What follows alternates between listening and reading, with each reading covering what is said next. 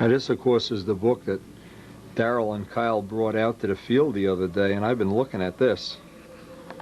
Take a close look. If you think, every time I guess you think you've seen the ultimate books, I mean, there is some stuff in here. MB5, Martin Baker. Look at some of these deals. Unbelievable.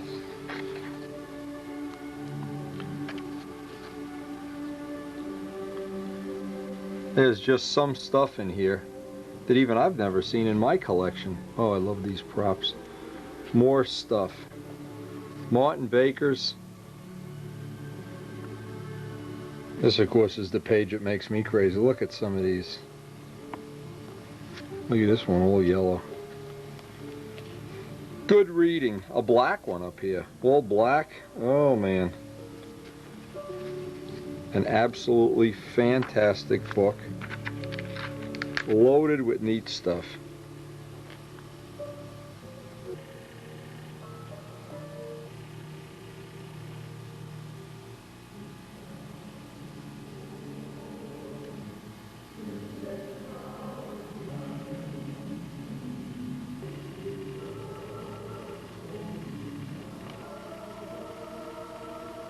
About a Russian Spitfire.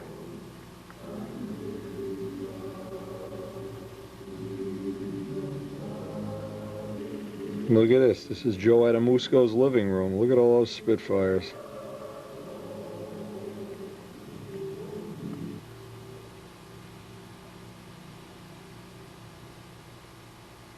Just to give you an idea of how many paint ideas you could get out of one book. Look at the double cockpit variation. Some of the trims, the different Air Forces.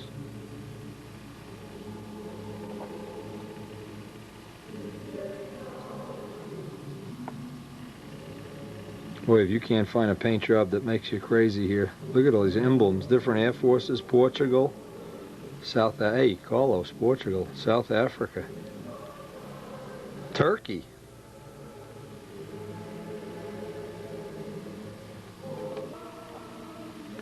Detail shots. This is a big pullout, big double page pullout.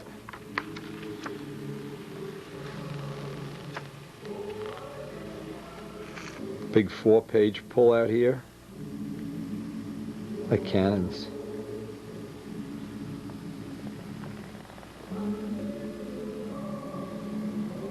And you think you've figured this all out. Every time I think I've seen all the Spitfire books.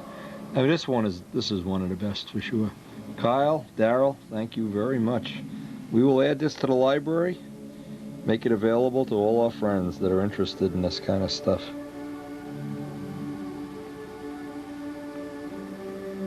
So much to learn in the world.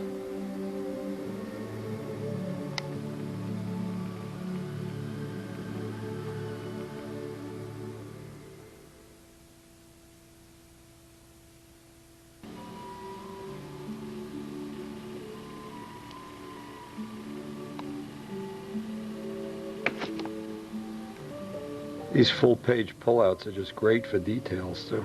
Even doing ink line work. This is definitely the early version that we're going to pattern our I-beamer after with the sun.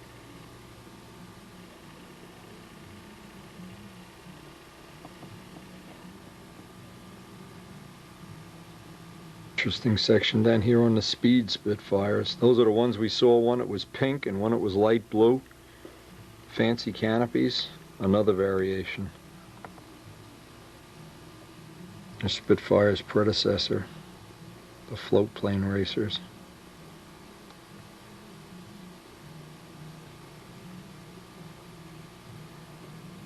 Look at this picture with the flames coming out of the exhaust. Is that wild? Absolutely wild. We're definitely going to include these Siamese exhausts on our next I-beamer. Anyway, just a great book. And again, thanks to Daryl and Kyle. We will be enjoying this one. All right, off to the shop.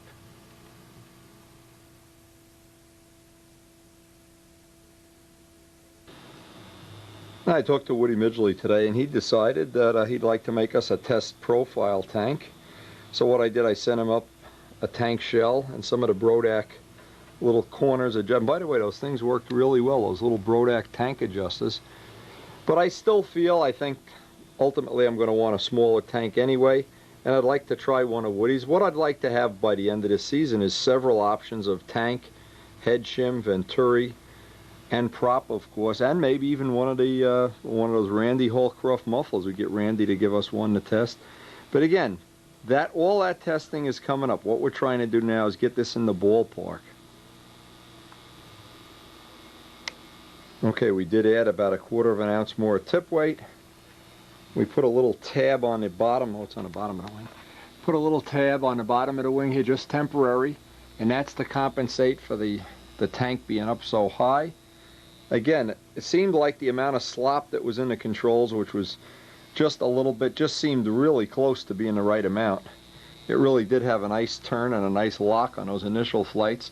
And we'll be looking forward to next weekend getting together again, but you never can tell with the weather. The weather is always the variable thing that keeps everything from happening when you want it to happen. It happens when it wants to happen.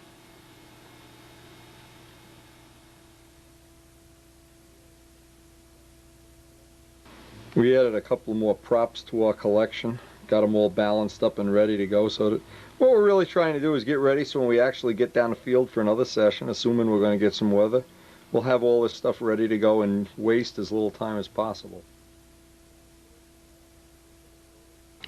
Now in today's mail, I got a nice set of photos from Rudy Ryback. In fact, I'm going to give him a call and see if he's flown his yet. This, of course, is his profile Cardinal. And I'll send a couple of these pictures out to John Brodak. Maybe he can use them for putting on his wall or whatever. Here's a nice picture of Rudy standing in front of, I guess, one of the jets at Grumman. Rudy works at Grumman, I think. I'm not sure, but anyway, can't wait to get where we get all of these guys flying at the same time. Heard from Midgley today. Midgley is working on his. Woody, of course, is another picture of Rudy. Woody, of course, Woody Midgley has his ready to fly, as far as I know. Look at this. They put it on the... Rudy, you're a real character here with these pictures. I wonder if his boss knows this is how he spends his time. Anyway, F-15s. See, when you work out in Grumman, I guess they let you do stuff like this.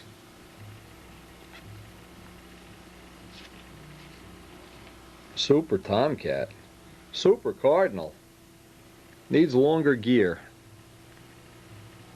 Anyway, Rudy does a lot of flying off grass. I know that's one of the reasons he makes the gear. And of course, you can always use those profile aluminum gear and then just take them on, take them off right at the field. In our case, we just have it that we can remove the wheel pants whenever we want to fly on grass.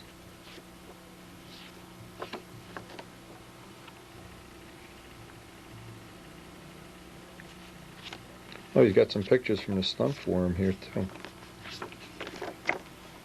Anyway, that's a nice one right there.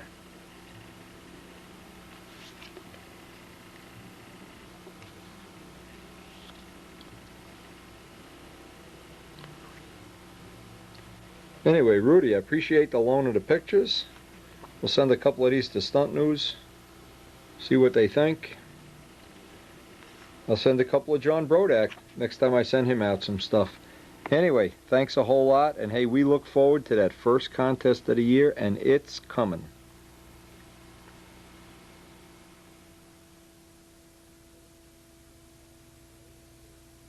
Now this came from John Pothier today, and it's a clear that he's used.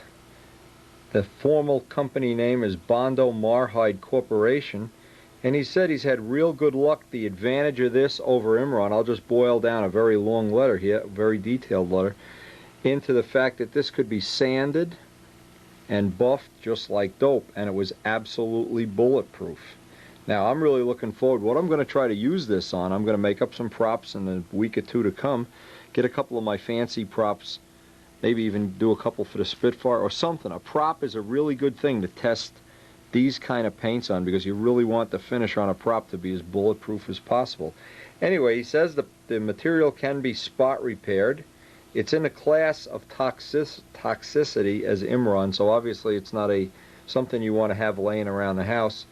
And it was not supposed to go over bare metal or acrylic lacquer. Well, I've found that Imron, of course, fits into that category too, and you can buff Imron, that's for sure, but it's really not as easy as dope. Another thing he found is that polishing, he used 1200 wet and dry, and a polish like Blue Magic. It's softer than Gorham's and has a finer grit. Then McGuire's Showcar Glaze. Now that'd be interesting to try. Anyway, we're looking forward to trying this, and as soon as we get something painted here, we'll do a little bulletproof test on it. Thanks a lot, John.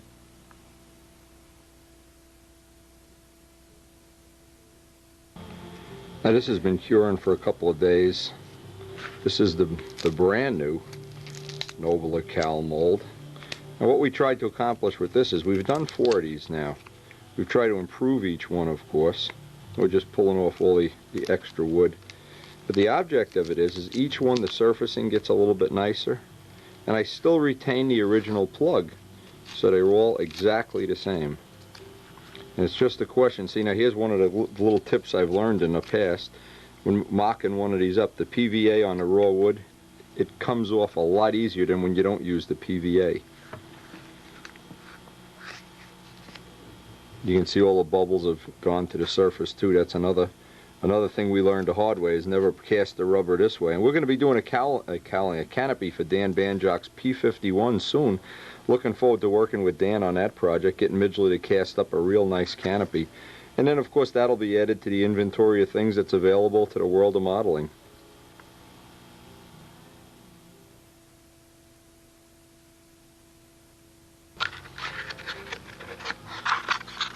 I was extremely interested in seeing the last tape we got on making that little car body. That was so interesting. And I just love that they leave the little mistakes on. Because anybody that thinks that this stuff always happens for you on the first shot, just forget it right now. Just takes time. You can see what a mess it is at some points in time too. But there we have another one. And that will make, we got to put this in our little garage. I call this a garage mold.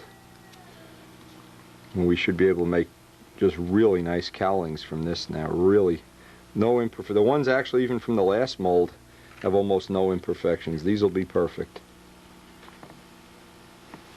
You can see some of the little defects. This has made about 60 parts, and it's already got little defects in it. And we certainly don't want to compromise any of the quality. And the new one, you can see, is absolutely perfect. So by pouring another mold, we've upgraded the quality of the parts. And we have a spare mold. If we really want to make 2 at a time, I would just have to hand finish each one here. But I'd rather just use the top quality stuff and get them as nice as possible.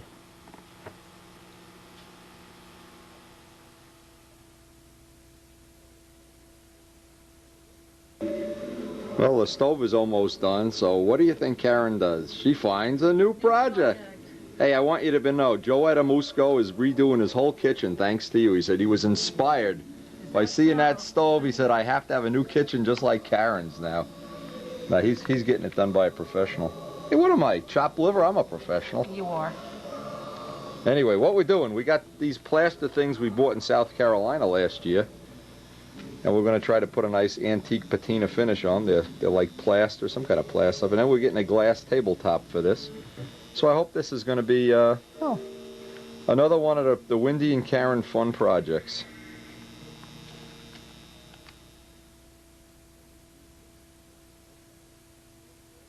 Now we've used, probably in this house, we've used more craft products. Probably the craft store, the local craft store would go out of business if we ever stopped doing things.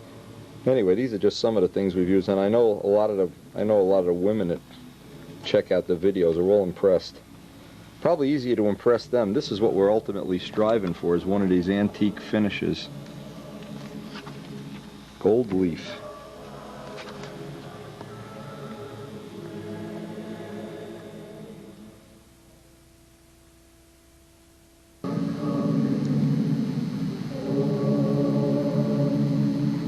Coming out good, Care. Finding all the spots. Yeah, just any little spots you miss, just touch them up. Okay, ready for your turn. Okay.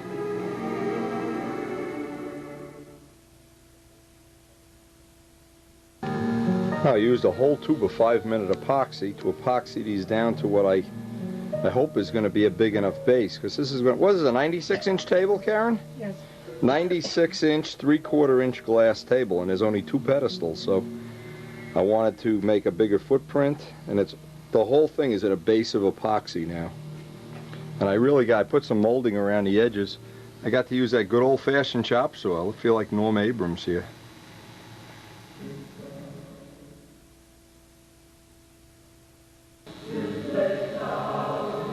Having fun?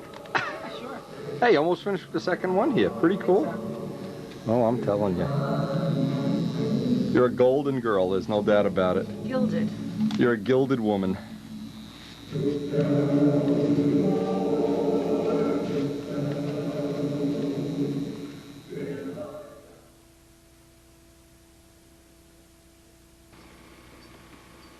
And the only thing left is the old patina finish. This will definitely have to dry overnight.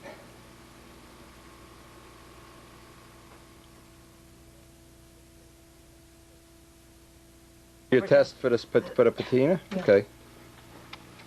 All right, I'll put those aside to dry. You order pizza. Yeah, I'm too tired to make dinner right now. Pizza. You better order pizza. It's time for pizza at the end of a long day. Now we're going to try to get some clear on Ken's Noble here. We're trying to beat the weather. You can see what kind of maybe day it is.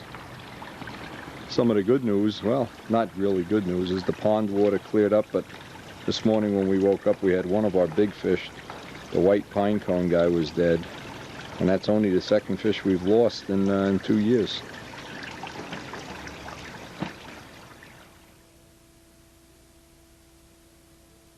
Now what I always do is before we paint, I try to run a little test on a part to see if the paint's going to fog up. In this case, it's been sitting here 15 minutes.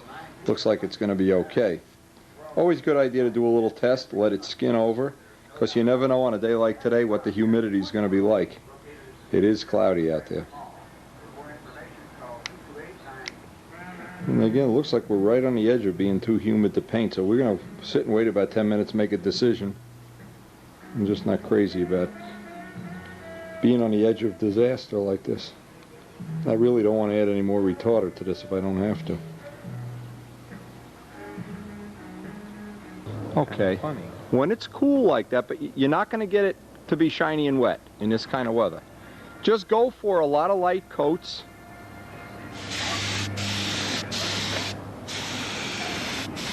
In this kind of weather, the only choice you have is to put on a lot of light coats, because it's going to take longer than normal to dry because of the cold temperature anyway. When you're in a t-shirt, then you get a nice wet coat going on there. Always do the bottom first. Edges, you can practice on the edges. This way, by the time you spin it over and do the top, you have a little bit of the technique down pat. Be careful, I got a little wet spot right here. Okay, be a good idea to get rid of this paper clip off of the tail wheel too if you can. That's just going to leave a dent in the paint. Always practice on the outboard wing. If you have a little extra paint there, it's not going to matter. What we're going to try to accomplish here is we're putting on, we mixed up the material already, 1/4 Sig light coat, 3608S thinner, and what we're trying to really get is about 1/3 of that material on the bottom of the plane and 2/3 on the top, just roughly. I would say if you put 2 gun loads of paint on the bottom, Right. that'll be about, because you'll have about 4 on the top, just roughly.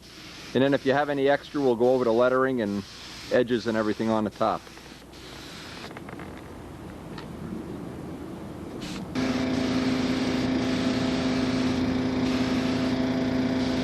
Cold cold weather, don't try to pile it on because the material normally takes longer to dry, thinner penetrates more. And the last thing you need is to get a lot of penetration down there and loosen up all the paint and any little details that you have, the fillets and whatnot. You always want the paint. Hot weather, put it on wet. Cold weather, put it on dry. And this is probably a mix. Really dull, hard to see. Yeah, well. The result here. Yeah, you're not going to be in trouble if it's dull. If you see a big wet spot, that's where you run the risk. No risk at all if you have a dull spot.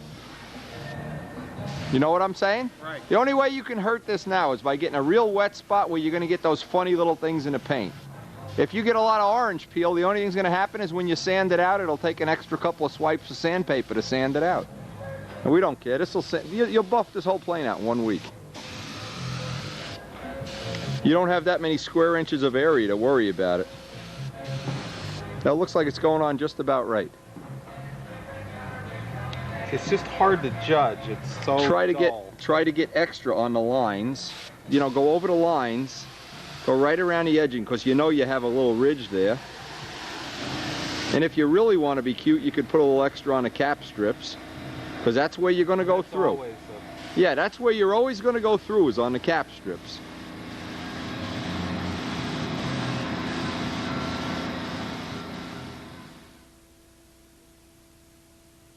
Got some sunshine here in the middle of doing the I thought we were going to get blown away here, Mr. Ken.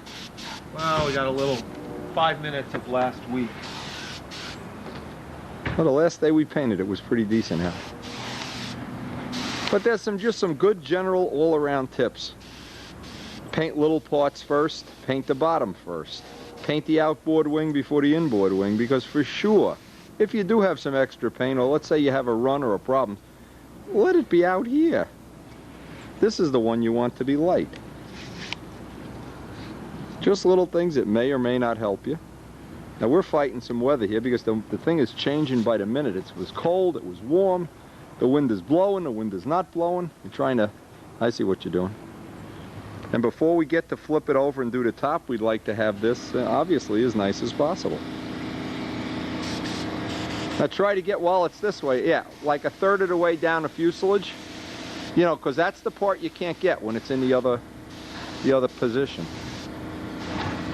Get ready to catch it just in case. I'll stand here so the wind doesn't get it.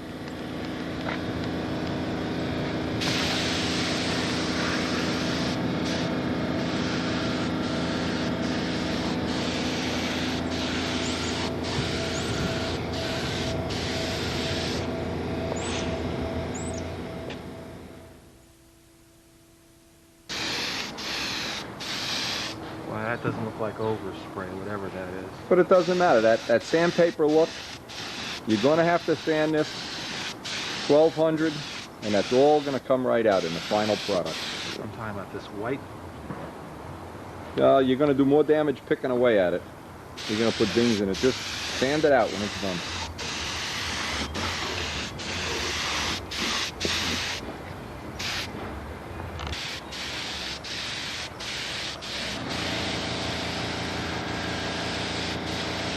Anything we can get while the model is in this position.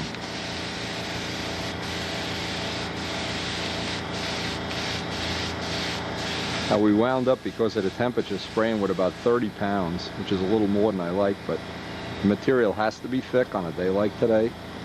Otherwise, the slow drying, you get all kind of thinner running down into the model. It's really unnecessary. It's an unnecessary risk.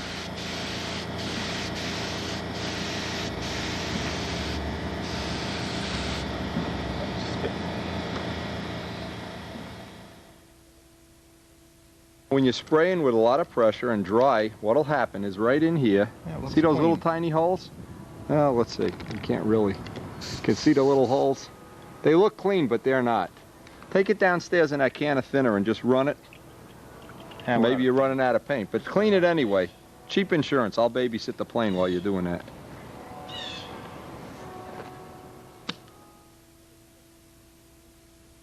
While Ken is cleaning the gun, I want to tell you another trick. This is a real good trick too, is You have a day when the wind is blowing like this, you really should have somebody standing by the model at all times. I've gone down a cellar and come back out and the plane would be half blown off the table, so when I'm working alone. Anytime I have a helper, or Ken, well, I'm helping Ken today, what I like to do is one person always stand, we call it babysitting, and just babysit the model. This looks like it's drying up nice. Always want to get some extra paint on this, extra paint on the cap strips, extra paint on the edges. The idea being, all of these areas you're never going to go through. You're only going to go through right here or right here. Look at this wind blowing. Ooh.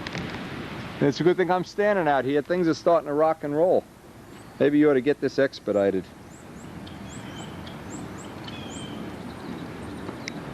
So, you know, what I like to do is I took a quart of light coat and a quart of thinner, added a little bit of thinner, put the fisheye and Flexol in, but now I have a mix. And what we're going to do is just keep spraying coats on until we use up that material. All that material that's in there, so a little more than a half a gallon, is going to go on here in the next, either today or the next couple of days, depending on how this dries up. But I don't do it by coats, I do it by the amount of material. And a final coat like this, a quart for a Nobler, is just about right. Okay, you all set to go? Yeah. Always spray vertical, because the pattern will be different. If every time you do it, well, when you clean it, don't go, you know what I mean? Do a little practicing, because it's going to shoot a lot more paint out now. Bug walking around on my plane. Well, get him off of there. Charge him rent. Look, no, he's got a hole in the way. Hit him with a hammer. Hey, I got it. Boy, we'll tell you, we're lucky today. Okay. Get a little more on the bottom, and then we'll flip it over.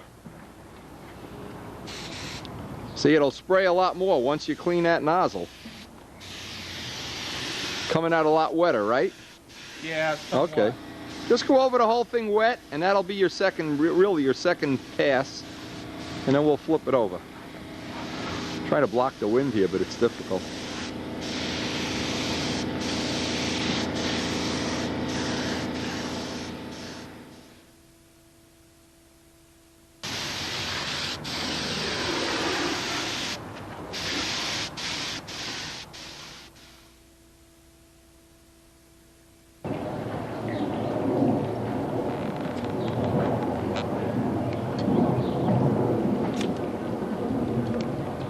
How much you got on there? 2 gun loads? 2 on the top. Okay. 2.5 on the top. Now I know you're not going to believe this. Look what Karen made. These are our flyer friends from England. You want to tell everybody who you are? Me? I'm John Benzing. Fresh from England, the F2B team. She makes them tea. Should we have a spot of tea? And you are? I'm Keith Edison. Oh, you are going to have tea and crumpets with the Queen here. I love this. So what are you going to do with this machine now? I'm gonna charge you money if you want me to erase this, and if you don't, I send it out to everybody in England tomorrow.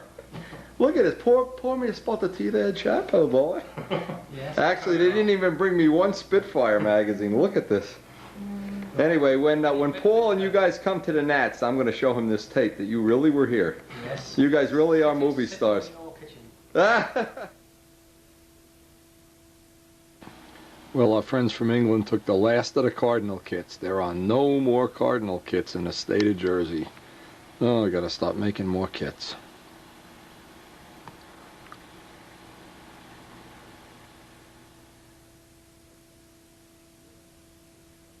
The tank is siphoning. Okay. You would have liked these British guys that were here yesterday. We had a cup of tea. Karen made them a cup of tea. Oh, they were nice. This is the Nobler? Look, this is a problem. See how you're putting this in the car? Yeah. The lead outs are bending. You gotta. This is going to be an accident. Wait, this already has a kink in it. Try not to bend these when you get it in and out of the car.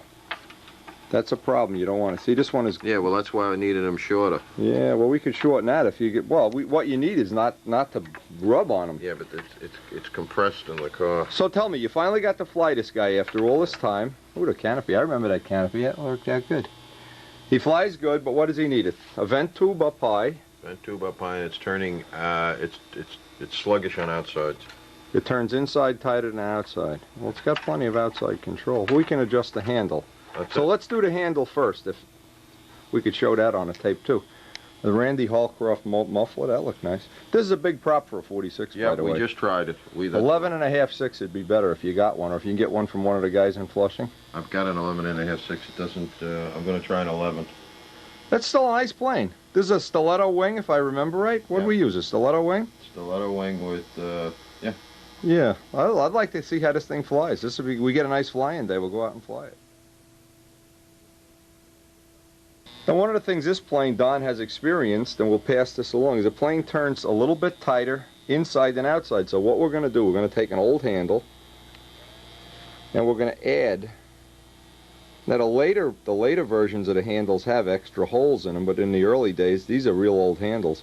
We were making them with only 4 and 5. Now they have 6, I believe. But I can put an extra tube in here, and we can get the down cable further away from your hand. In effect, that should give it a little more equal turn. Now what we'll do is I'll see if I can get 2 tubes in there, and then we'll do a little sand out on this. This will only take a few minutes, but that's what you want to do when the first thing when a plane is not turning equally, before you go cutting into it and digging into it and everything. This would be a first change, and then go, if you get some flights on it this weekend, let me know, and if not, if necessary, we can make a handle that the bottom side is even a little bit bigger. It's a lot easier than cutting into the plane, you know what I mean? It's that cutting into the plane that hurts. Now you can see we just added one side, and we're going to do both even though the plane is turning tighter. It'll give him an extra option if he wants to use his handle for another plane. And it's easy enough to do with a drill press. Drill a hole out, make sure the tubes are chamfered on all ends, and just replace the cable. Amazing how old this handle is. Look at the condition this is in. Anyway, he's gotten a lot of use out of it. See, now here's a problem too, see? The older handles didn't have the screws in the corner, so when you drag it across the concrete, it would get all beat up. The new ones, I put little holes here in all the corners and put 632 screws, so when you drag it after he refinishes it, you don't get it all beaten up. Even though this is okay, it just makes it a little nicer. What we're doing, we're putting a Uniflow tube out the side of the fuselage here to keep the tank from siphoning. And what we want to do is I want to spot this. So what I did is I marked the spot where I want it to be with a bent pin. Now I know my spot and I can get it. I like, rather than running a drill here, to take a pointed Dremel tool and make that hole. And then I'll make up a tank vent for that. How's the handle coming? Good. All right. This is a new employee. Not a good employee. Not a good employee. Works Not even a mediocre works employee. for pizza. Ah. Works for kosher pizza during Passover week. Come on, you got to do 30 of these a day so we can 30 make a a day. profit and avoid being in bankruptcy here. Keep sanding. Now the object of doing this is to increase the surface area so that we can kind of plug that right in there and build up a little bead of epoxy inside. Also want to have, you know, as much surface area. The thinner tube has less surface area than the eyelet, so it gives it a little more grip so that this doesn't happen eventually. It loosens up. And of course we'll use epoxy to hold that in. By the way, if you don't have any of these short eyelets, I have plenty. I'll be glad to send you some for free. Just let me know, because this is a nice way to do a tank vent. Also, because Don would like more corner on a plane, a couple of the things we will be trying to do is first get a tongue muffler just to get rid of nose weight. We're going to take the spinner back plate and drill it full of holes, make it Swiss cheese. He also could put some solder on the tail wheel and tape the hinge lines. All of those things would give the plane a little more corner with relatively easy work and easy to undo. Okay, the final vent, what I tried to do, I of course silver solder it, stay bright, deflux it, and then put some knurls in by the eyelet, so when this goes in, the epoxy gets a good bite on those knurls. And I can put a little Cabosil in with the epoxy to make this a little bit stronger of a joint, make it thixotropic.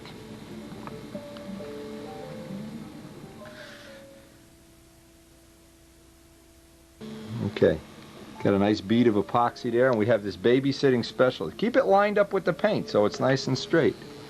Because if it's crooked, this way we could blame you if it's crooked. Okay? Now just stay like that for about, I think that's 45 minute epoxy. There you go. Yeah, that's good, okay. Just let that epoxy dry overnight before you go hooking up the tubing. Gotcha. Now this is the best trick of all. When you have a spinner backplate that's rubbing on the backplate, which is what this is doing, you can see where it's rubbing. It'll always make it black because of the aluminum. We want to space it out. I just take, and they don't have to be fancy. These are sanding belts, big heavy-duty sanding belts. If you want to make real pretty little holes and everything in them, well, that's cool too. But I just take a scissor and poke it through and make myself up these washers. Use as many as you need to. Leave the sand facing the aluminum, and they'll compress together. And doing that, you should never have a loose prop. If you knurl all those surfaces, especially. This is the back of the spinner back plate. You can see, knurl everything. Everything should have a knurl on it.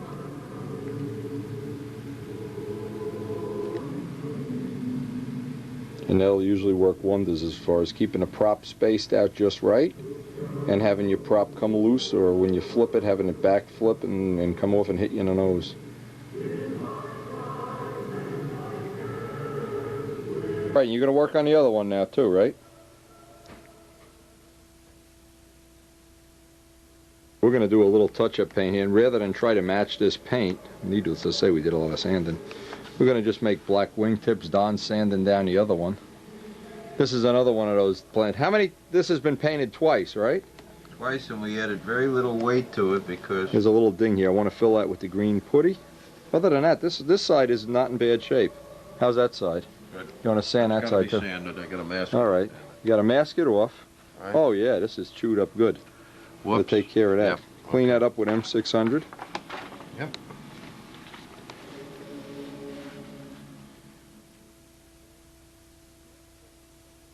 Always clean everything with M600 first.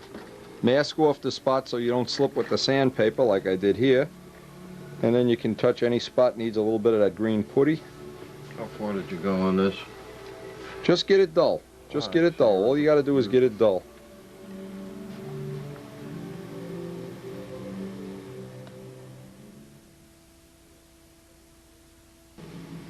Now Don promises, he's made a firm commitment not to... We got another car, so we don't have this crap He's going got... We call it Don abuse. He Don takes abuse. a perfectly good plane and knocks every edge and corner down. Well, you know, you put him in a Volkswagen. Oh, man, Volkswagen, your ass. This is just plain abuse. Buicks don't hold airplanes. Just plain abuse, my man. Buicks don't hold. All right, that's got to dry. Now, as always, we're using the tinfoil method to just back. Now, you can't touch up this kind of a metallic color. First of all, we don't have enough paint anyway, even if we wanted to. There's just not enough. So what we're going to do is make the flaps black, and we're trying to get some kind of a blend in here. Boy, this is really rough. Anyway, Don has now considered buying a human being-sized car for the first time in his life.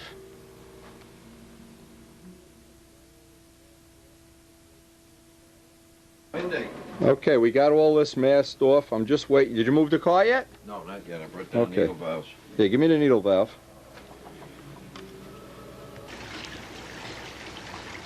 Boy, the paint really dried up nicely today.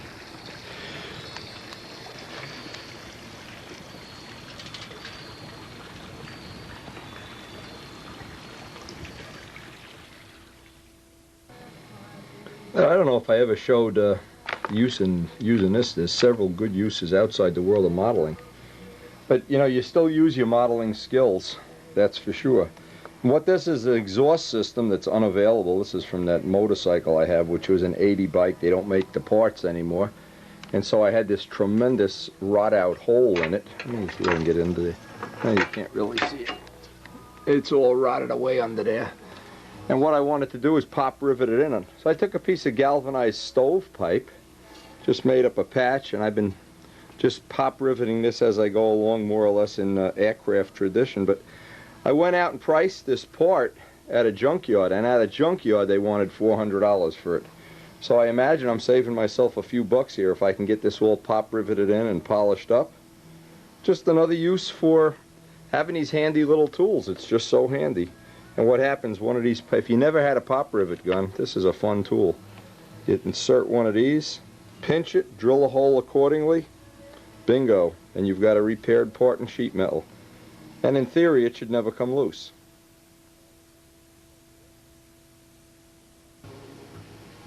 Now, I remember when we had the air coupe doing a lot of pop riveting work with looked like a little better quality gun. This is a hardware store one, but very inexpensive.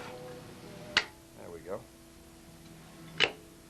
Just get rid of the old spine part. What I'm going to do, just make a patch. See, one of the things maybe you can pick up from me that I'm usually pretty good is basically because I don't have a lot of money. If I had a lot of money, you just go out and pay the $400.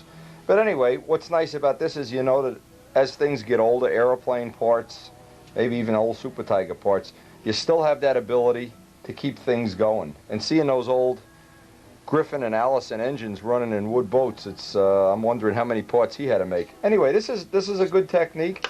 This is an excellent tool. It's under 15 bucks, and I'm sure you'll find some good use for it.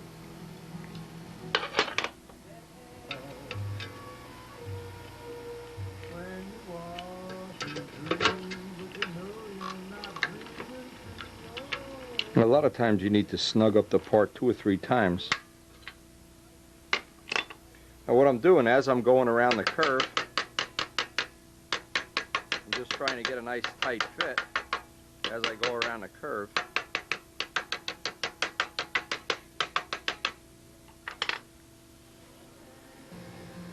The repair worked out pretty well. Now, of course, in the real world, you know, we would try to get a little bit better spacing on the rivets and stuff, but I don't expect this exhaust system is going to last much longer forever. This is really just a temporary thing. And if we can keep the bike running for another couple of years, hey, maybe we'll have the money for a new exhaust system. Anything old, any old aeroplane, hey, Bearcats, Mustangs, these kind of repairs are just part of the game.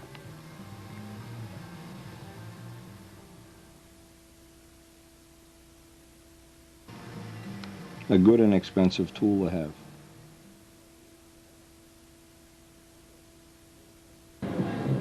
Now, believe me, another thing, don't forget, this motorcycle this is an 82. Another thing that happened here while I was going over the whole bike with this patch, believe me, this is a job getting this exhaust system on all by yourself. I noticed in the back here I had a bracket that holds the back of the seat on that I did a little fiberglass work on. And it repaired, looked like it's going to be good and solid. So, hey, just some modeling skills are always useful. And boy, I'll tell you, for an 82 bike, I've had a lot of good memories with this guy. Anyway, let's get that patch on. Anytime you do some job like this, here's the key. Get some friends to come over and help you. Doing this alone is really tough. The summer's coming, we want to go bike riding.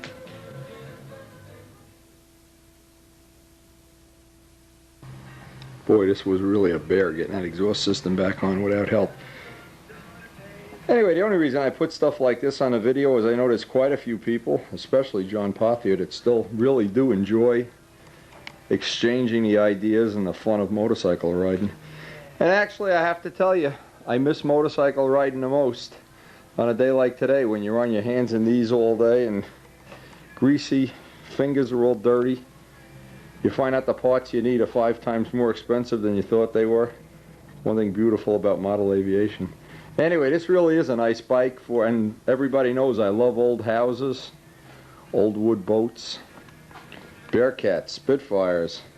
This motorcycle in a few years, well, we hope we're still around. Will be a classic.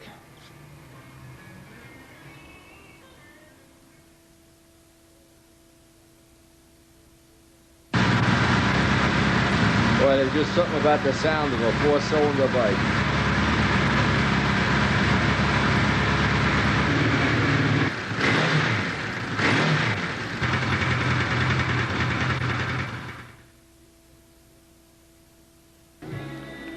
Okay, in today's mail we got a cool tape of all combat footage from Top Gun. This came from Brian McCarthy. I don't know, I really don't even know if this is his personal tape or not. Oh yeah, there it is. Anyway, there's a lot of good matches, a lot of good crashes, some trick photography, some kind of a neat thing anyway. And anybody, I don't sell this tape of course, anybody's interested in looking at a loaner of it, hey, we'll be glad to loan you a copy. If you want to buy one, we'll try to get the address who to buy it from at the end of the tape if they put it on there. If you like combat, this is a good one.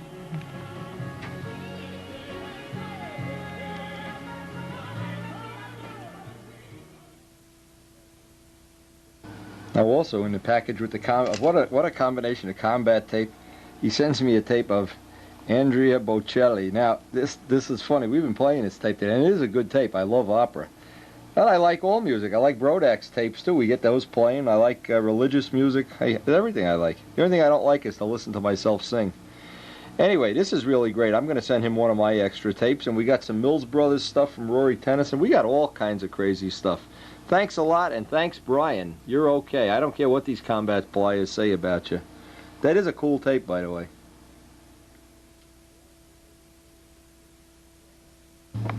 And finally, long-awaited photos from Rob Aronstein. Now, Aronstein, as of today, is planning, I guess, on coming down here to spray this.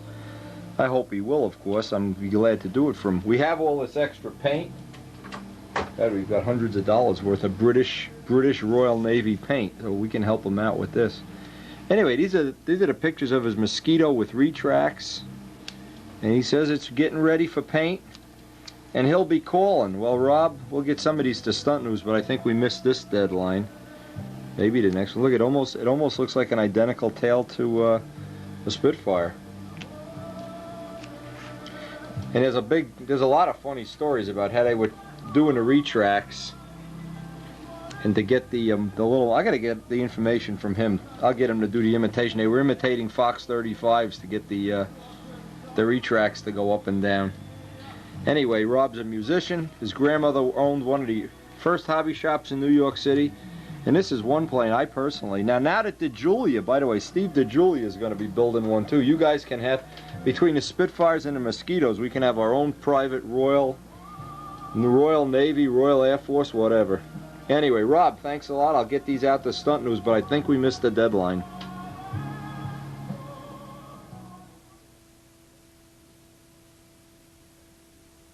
Now this is some material that came today from Peter Michael. Peter's up by Midgley's. They're building up real nice Orientals.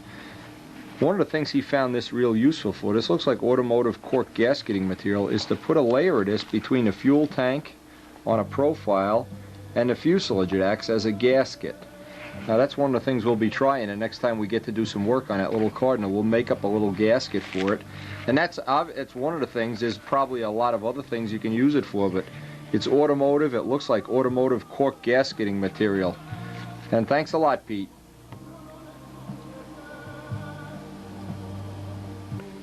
So this is truly one of the fun days in all of my life, is the day I get to sit down and make a run of bell cranks. I haven't shared this with the people and subscribed to the video in a long time, so let me go through the routine in case you want to do this on your own.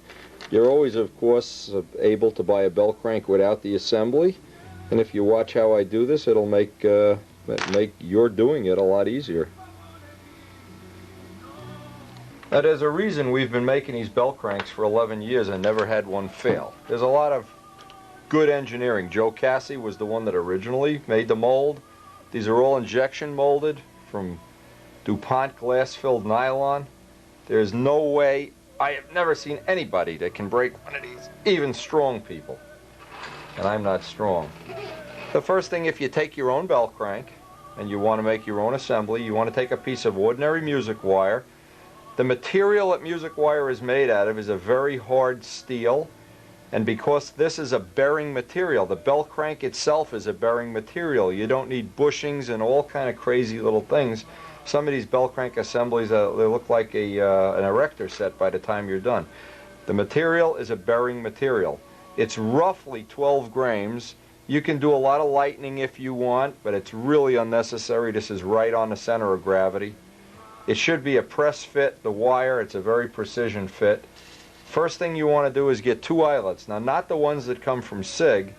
These are a precision eyelet. Now, what a precision eyelet means is it doesn't flop right down onto the wire. So you need to, the first thing, these eyelets actually are a press fit. You want to get them, and by the way, I'll give you the eyelets for free. I don't know if you can appreciate that price, but I know people like to do their own work, and obviously we're all in modeling together here.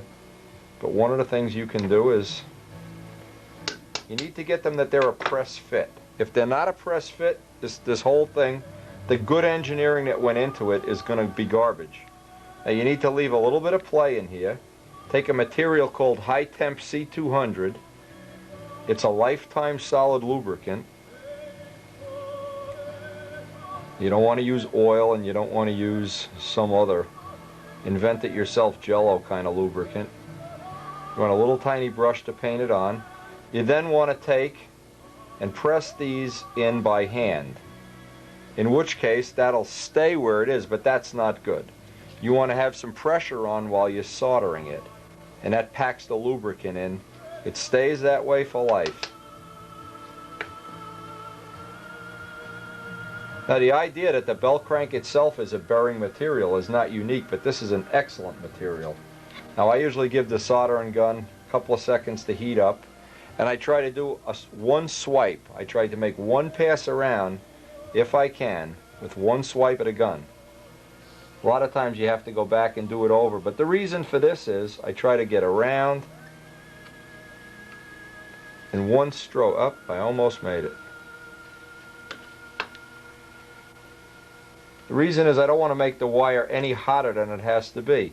Now if I was using normal solder and not Stay Bright solder, problem would be I'd have to heat the wire to 700 degrees. With Stay Bright, I only need to heat it to 400 degrees. I let this cool normally. Once I feel it's cool, I can take the clamp off, put it in a box, and when I make 100 or so, then I go on to the next operation. Other advantage of this system is when you have a bell crank that's only mounted on the bottom, you're basically trying to pull a bell crank in at you on an angle all the time. By this mounting top and bottom, the force is completely equal on the plane. You're not trying to tip the plane in at you all the time. It's a real significant improvement to have a rod where it's supported equally top and bottom, as opposed to a post where it's leaning in on you and putting a side load on the bushing at all times. When this is mounted properly, we don't have the clearance set in here yet. That's a whole nother operation. But what happens is you have a perfect pull-pull motion on this. And because it's a bearing material, there's no bushings, there's no points of wear on the whole assembly.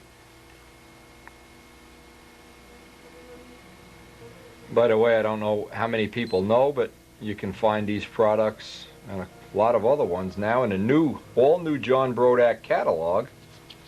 So ante up $3, send it to John, and get the latest version. There's a lot of new stuff in it that isn't in the older catalogs, including these bell cranks.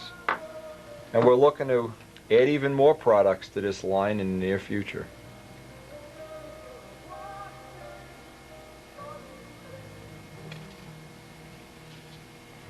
Anyway, I was so glad to get that motorcycle finished today.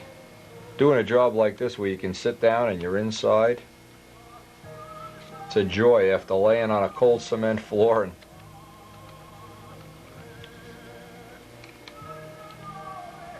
reminds me why I don't get involved in motorcycle racing anymore.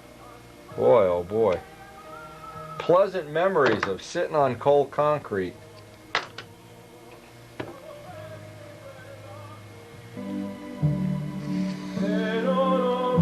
I gotta tell you one other thing. This music Brian McCarthy sent, absolutely great.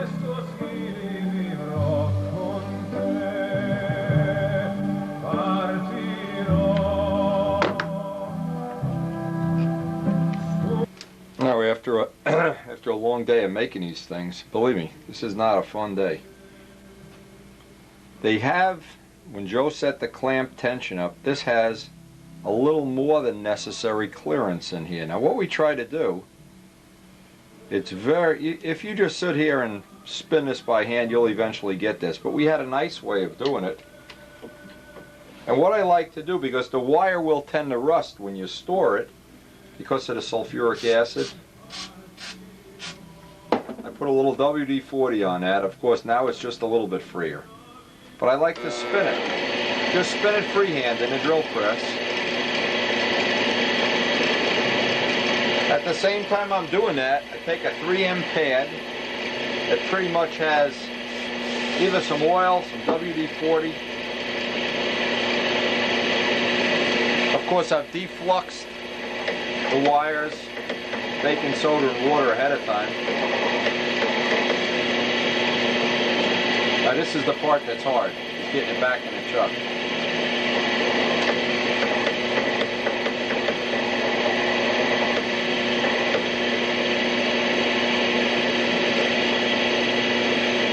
Now the difference in the clearance.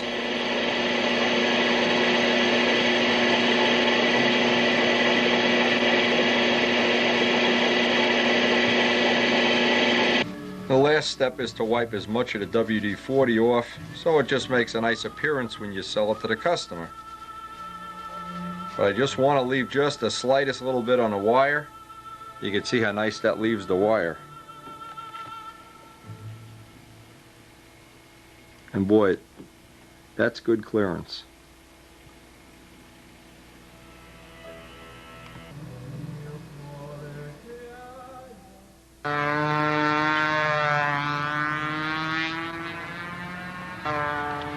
Well, it has the look of a beautiful day, but when you come to Middlesex, you never know.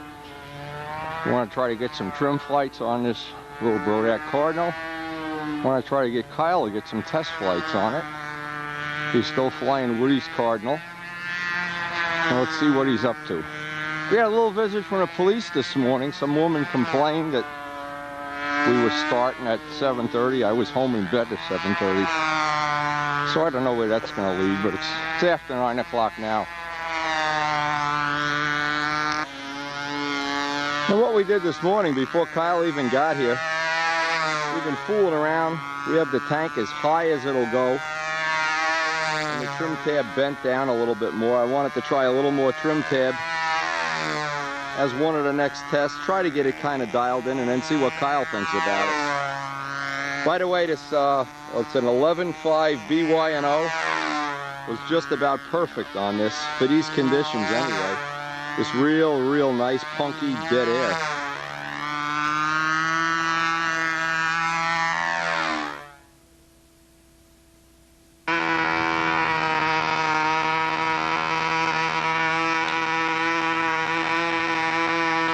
Guy's trying to get me to say something stupid.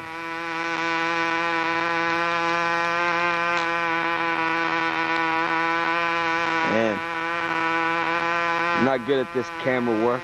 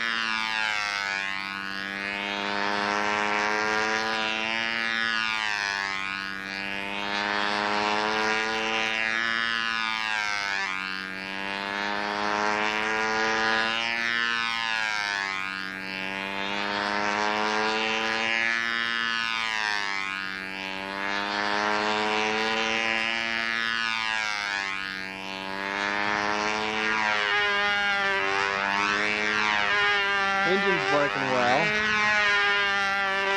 Yep. KV40 sounds pretty good.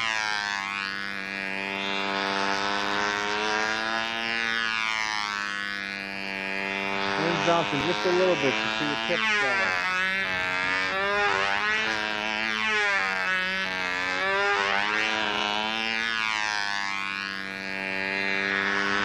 Looks like they're really trying.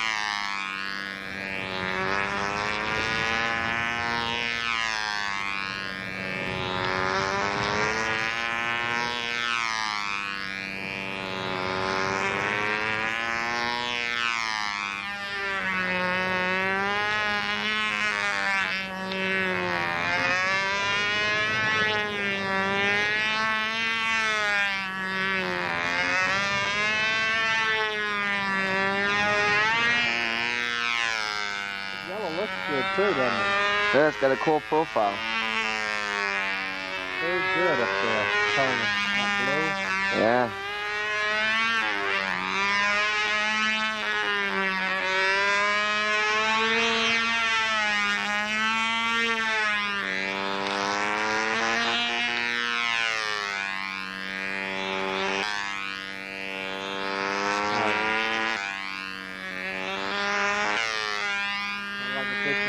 Yeah.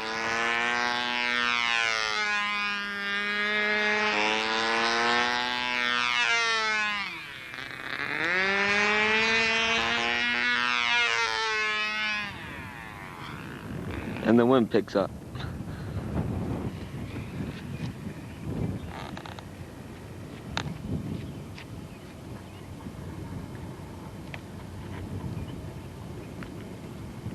That was nice. Now, part of our development program is we want to get Kyle to do a lot of the test flying. This allows me to look at the plane from outside the circle also. We change the trim tab. There's a larger trim tab on there now. And it's basically to compensate for that tank being up so high. Those large size tanks. Now, what I want Kyle to do, of course, is take a nice safe flight. The air is still kind of funky here.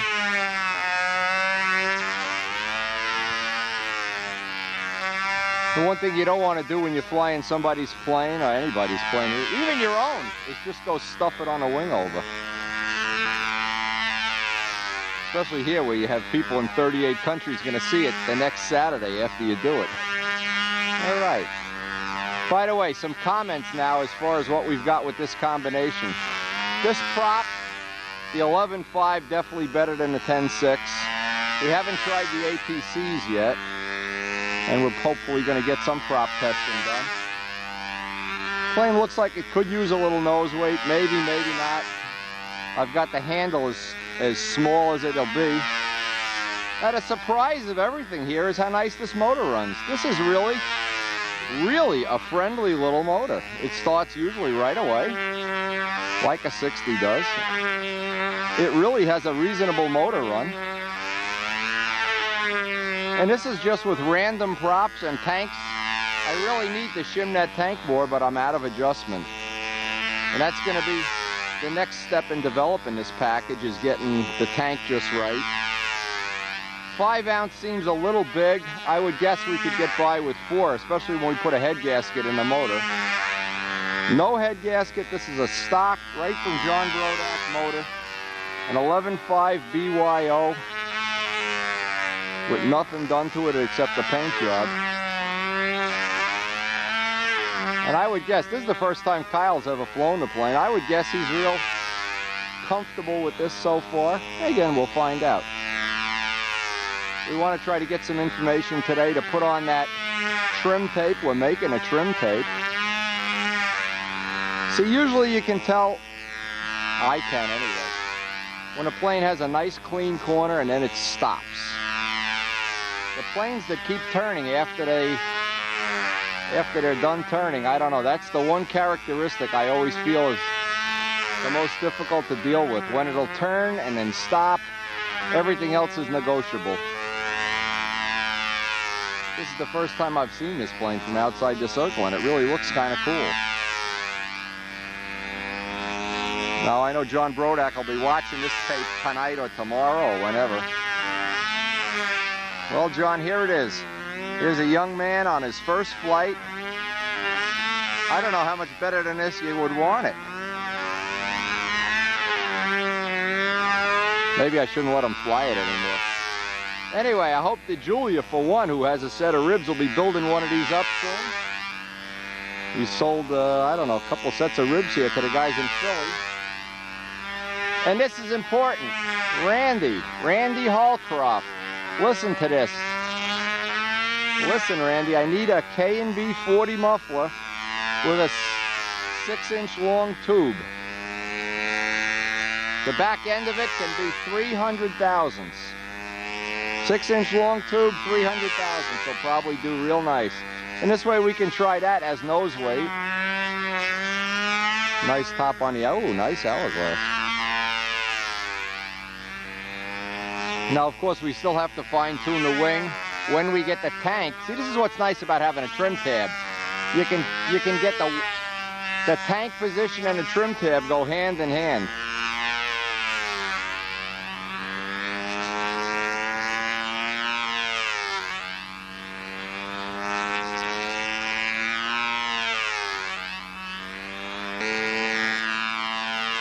I hope this video that Kyle is shooting is coming out good. I'm trying to train him to take my place.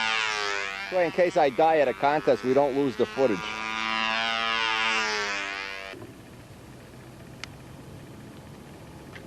Back up, back up. Now at the last second, walk toward it. Oh, better than my landing by 1,000%. Great landing. Well, that flies nice. Even John tell John Brodak, hurry up and get those kits going. Quit puttering around. Quit selling groceries and get some kits out on the shelf.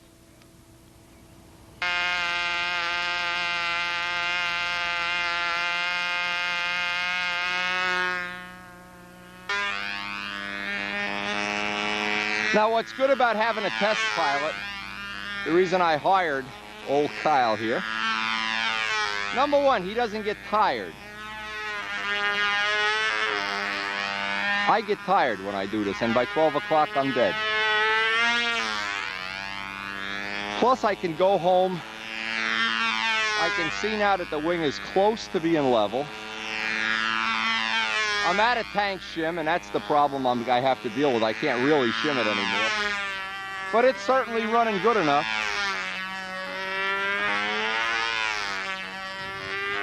And I'm trying to get flights from various angles that I can use.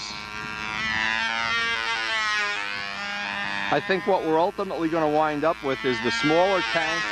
The 1-inch high tank will always shim closer to the center of the plane, and then I can eliminate a lot of that trim tab. Again, I want Kyle to fly safe. We're not trying to get 2-foot bottoms. Don't have to impress the judges. This young guy has plenty of energy. And that's the whole point, is the average person that builds this kit We don't want to make it that there's some kind of trick stuff that you can't buy, that only the expert flyers have access to. This is all off-the-shelf parts.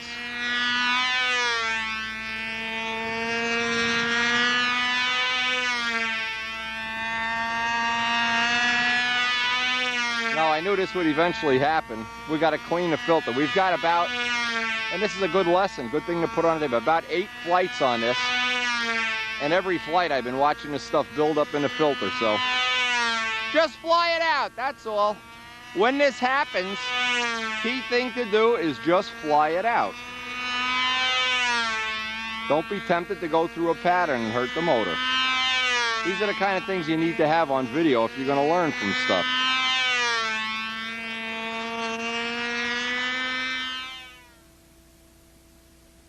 Okay, now here's what happened on this flight, and let me just put this stuff on the video. This is important stuff. We had about 20 laps of dead lean running here, and then a little piece of junk worked its way out of the filter.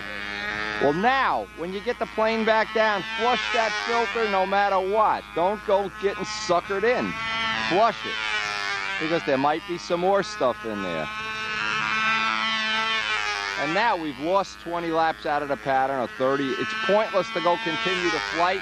The best thing here is just keep flying level. You don't want to risk the plane. I see Carlos Serra just showed up. The man responsible for keeping all the VCRs tuned up. Maybe we'll get to see his new plane soon. Miss Los Angeles Cardinal kit. This is the only kind of filter that I use, is the crap traps.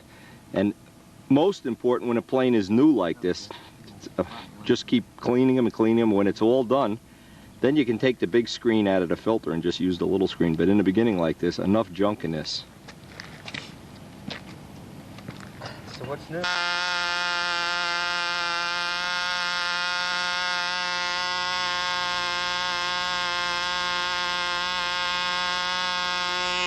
Okay, as well as having a bunch of junk in the tank, which I assumed was going to happen eventually. It took about 10 flights to get it.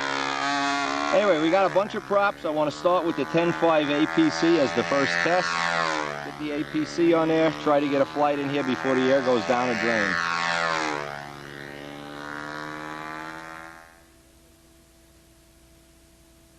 So far the feedback is the 10.6 that we had on there was really quick. A little faster than we want to fly.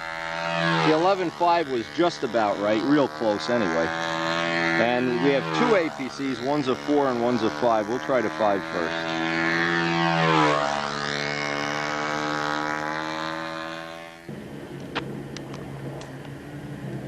Now we have come to the conclusion, I have anyway, that the 2 props that seem to be the best, the 2 that we've had on that we both Kyle and I like, are the 11.4 and the 11.5 BY&O.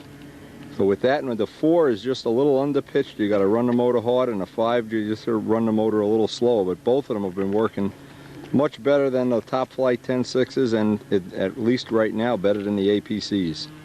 So that was a significant gain from today.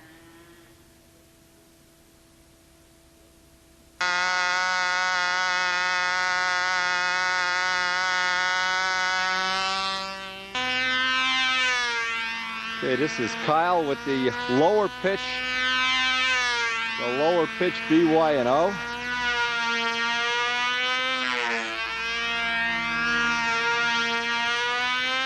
Air getting shiftier by the minute.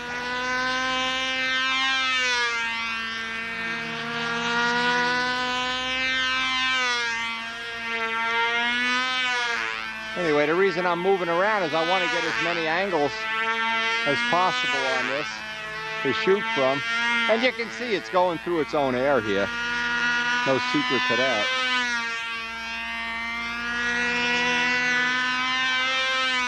And again, after 2 days of flying, the conclusion we came to is we need to get a different tank. That's going to be the number one to work on. We've got 2 props to work with now. We can run this motor high RPM, low RPM, whichever way we choose.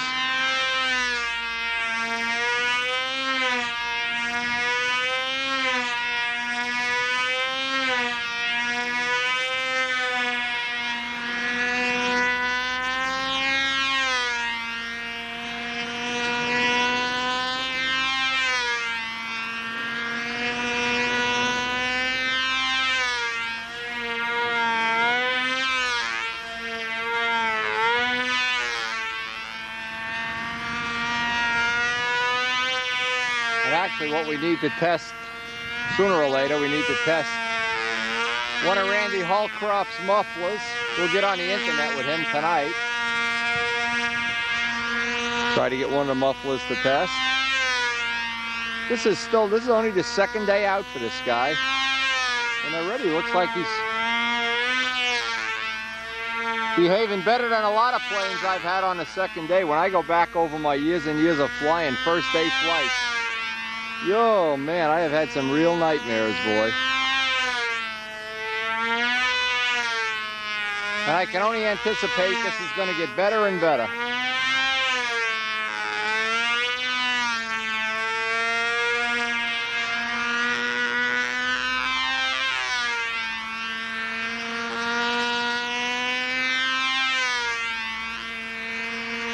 Ah, you fooled me, Kyle. See, the air is moving here.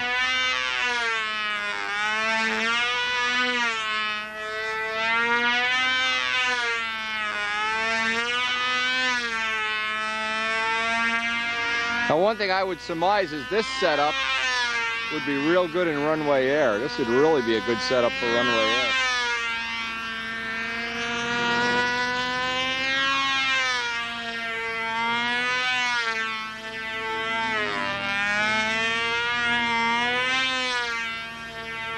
Another thing we could try is one of those little green air filters as a way of detuning it, a head gasket. We need to get some head gaskets from John Brodak soon. And we can get into some fine tuning. I think most of the big tuning here is pretty well in the bank.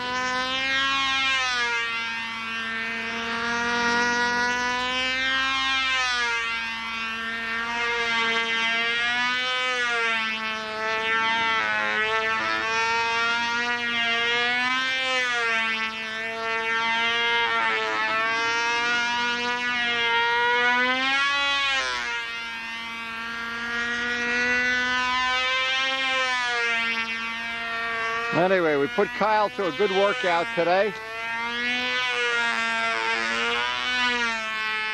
And from what I understand, he's going home to work out, getting top physical shape.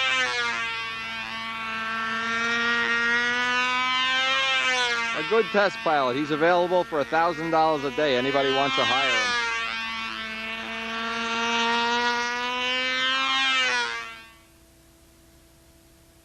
Hey, check out the old car over there.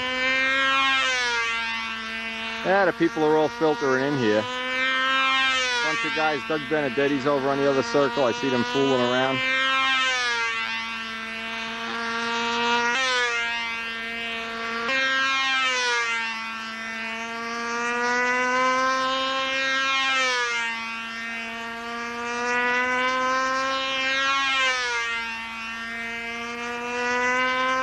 Hey, that prop stops straight up and down, no matter where you set it.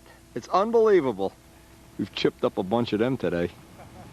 How do you get that prop to turn the other way, no matter where you set compression? I think it just likes you, that's all.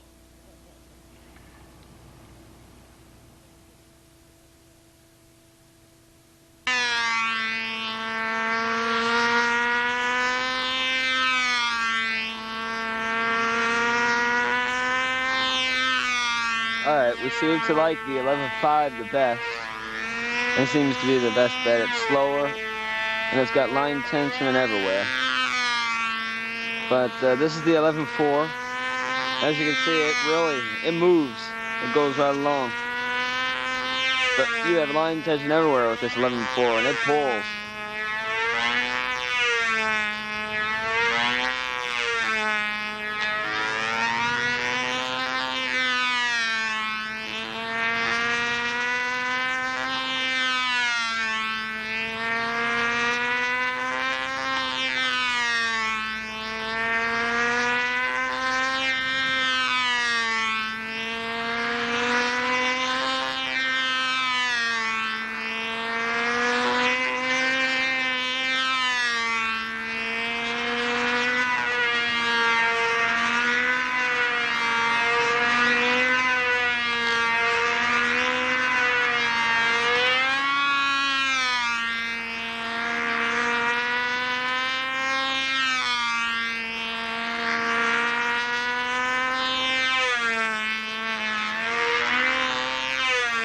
You gotta stop that, Wendy.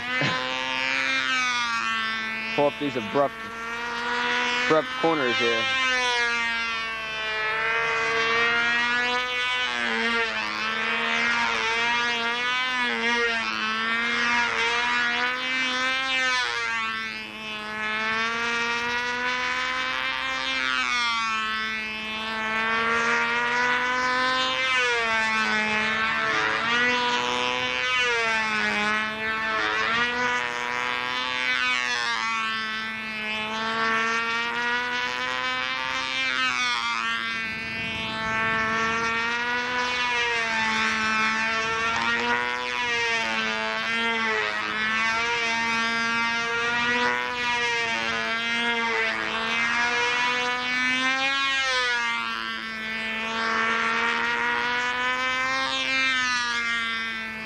I can't believe how beautiful a day this turned out to be. It is truly amazing.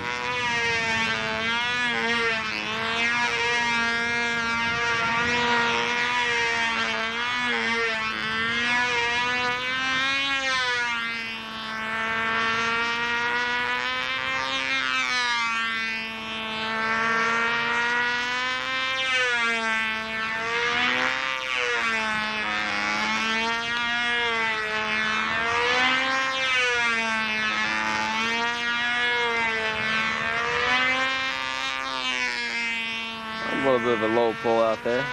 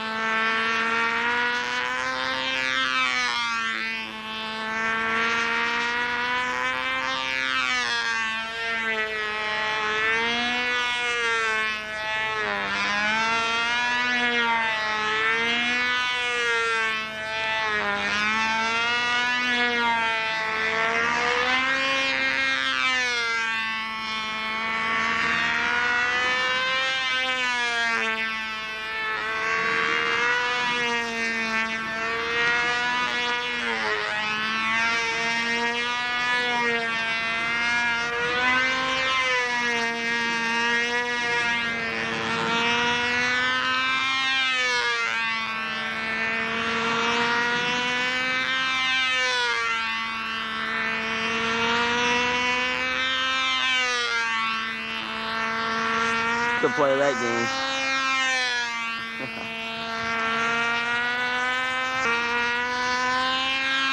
Look, Woody's so talented he could fly upside down. Thank you, Wendy, for letting me fly your plane. It was a lot of fun.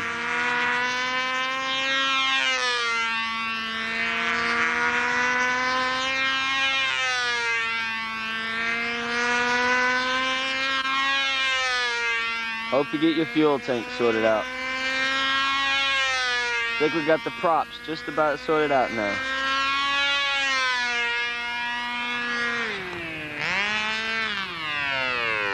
Watch this, Kyle. That prop will stop perfect. Look at that. Look at that prop. Perfect, straight up and down. I'm sending that motor right back to Brodak. Look at that prop. I can't believe it.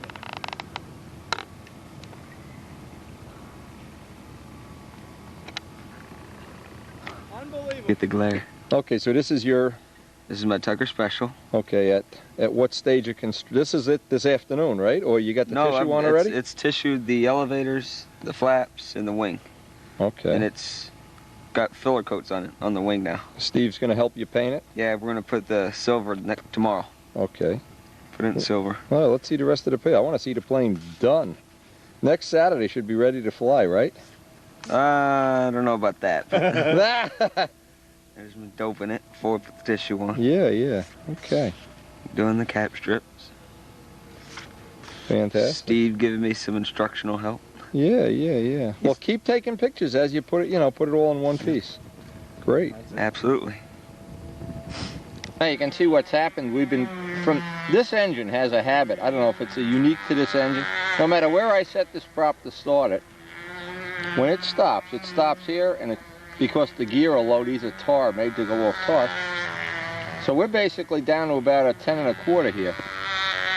And what I need to have John do is send me every brand of 11.5 and 11.4 that you have in stock. Send me at least 2 of every one, because I want to do some more prop testing, but I'm going to be out of props the way this is wearing them out. 2 of every 11.5 and 11.4 you have.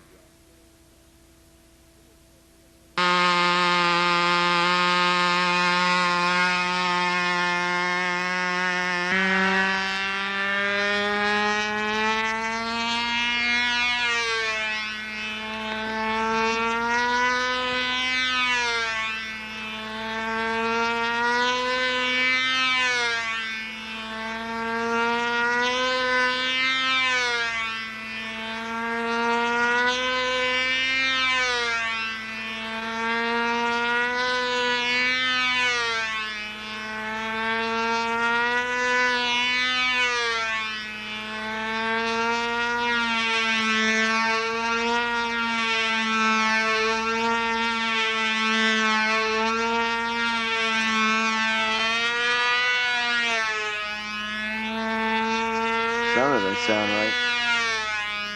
Sound like it was over lean.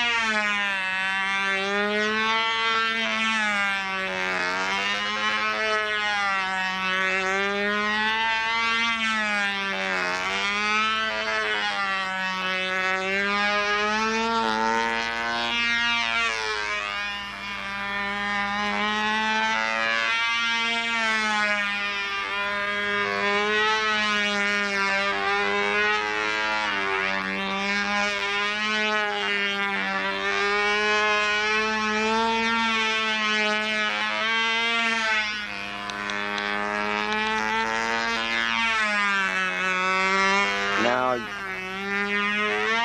what are you doing?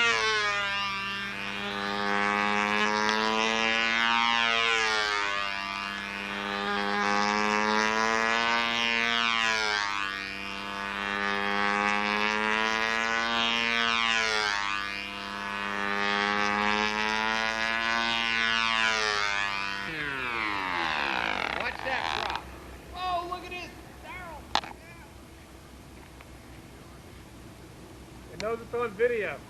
Oh, and then he bounces the landing anyway. I was so happy I bounced the landing. Ah! Do you believe that? Mom, it's a spicy meatball. Maybe it was a sandpiper we used. Ah, it could be. Precision sandpaper. The road. That's our precision sandpaper. Don't tell anybody how we sand these props down at the field. We forget our sandpaper and use this streak. I've gone back and forth trying to fine-tune the tab and the tank shim, but it looks like we've gotten as close as we're going to get it until we replace the tank, so we're not going to really fool with that anymore. Also, all of our props, we finally got a landing that I think it was random. It didn't chip a prop. But I want to go back now. I want to check some of the other props. What's happened is it's really gotten, you can't really tell, but it's really gotten warm. And I want to go back through my props and try them in the warmer weather just to see which ones are going to be working well in the good weather and which ones are going to be working well in the cool weather. And we want to get that in the bank. Now, one of the last things I did get to try before the battery went dead, I did get a couple flights with a little air filter. Now, the green air filter is the equivalent of reducing the venturi diameter about 10 thousandths, and with the black element, the rough element, about 5 thousandths. Now, it's real nice down there because it's saving wear and tear on the engine, number one, and I wanted to see what an effect it would have as far as mileage goes. I also added the 2 head shims that I could find, and I borrowed a prop, a brand new BYNO. Just so, this is an 11.5, and this is the one that, even after all the testing today, at the end of the day, put this guy back on the plane. This looks like it's going to be one of the props of choice. This had a pretty dramatic effect on the mileage, used about an ounce less of fuel. The head gaskets too tamed it down and calmed it down some. And I also want to get out, I want to have it with me the next time we fly, the muffler that comes with the motor, just so I can experiment back and forth with various CGs. Now, the nice part about the muffler being down here, it'll add some weight to the bottom of the plane to maybe counteract this, and it'll let us reduce the effect of the trim tabs some anyway.